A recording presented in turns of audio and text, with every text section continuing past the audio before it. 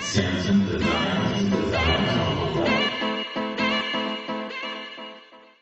Welcome to Samson Designs. This tutorial will talk about the lens flare filter, which is located under Filter. Oh, excuse me. Let me select the right area. That helps. Filter, Render, Lens Flare. Okay. I'm going to show you two examples and how you can use this filter to create a type of mood in your pictures. If you've noticed, I've converted this background into a smart object, which you see the symbol indicating it's a smart object. Smart objects allow you the flexibility to play with filters and change them without affecting your photo. And let's begin. So I said, well, let me create a little mood in this. I wanted to create like a morning type of fog look.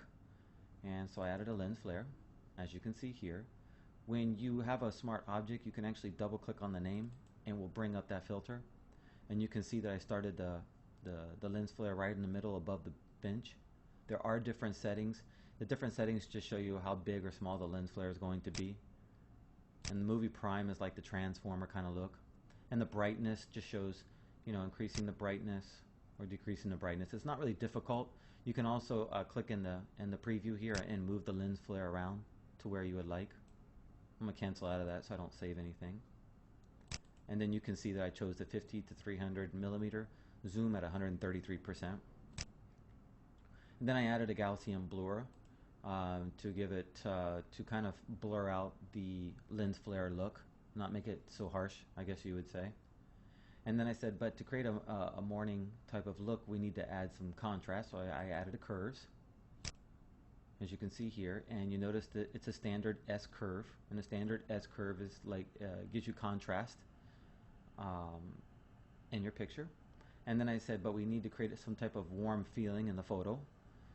We've got contrast, but we have no warm feeling, so I wanted to add a photo filter with a warming filter 85 at 53%. You can see how this warms up the picture immediately. And then I said, but let me add some more contrast again, just a little bit more, just to add that extra punch to the picture.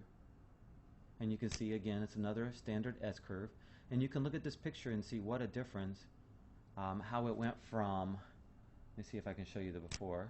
This is the before picture, and this is the after. Again, before and after. And you can see that the mood presents a more of a morning type of feel, all off basic lens flare. It's incredible. Now let me show you another example. Oops, I didn't want you to see the whole ending. That's not good. So we'll just correct that real quick here.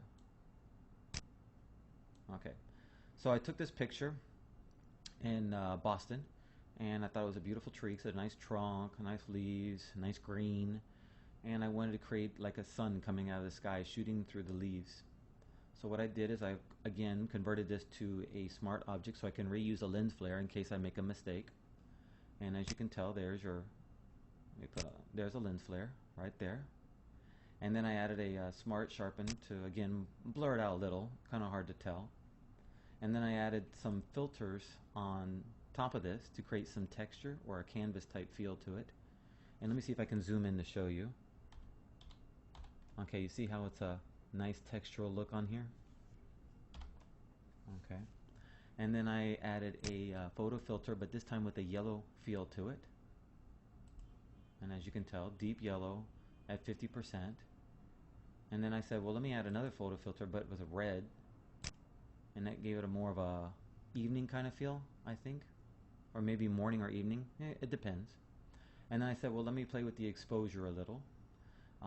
But also I did want to mention that I did put this filter in a multiply mode at 55% so I can have it blend with the other photo filter with a unique kind of contrasty kind of look. And then I added an exposure setting, and if you can tell, the exposure setting is at a negative 0.73, so it's not really a lot. And what I did is it felt like the sun is brighter on the outside than the inside and created this kind of dungy look, but it's more of a morning or evening type of feel. So there again, by using the lens flare, we have a before and after, a before and after. So it is quite amazing what you can do with a lens flare in just a couple of steps. So thank you for watching this tutorial at Samson Designs.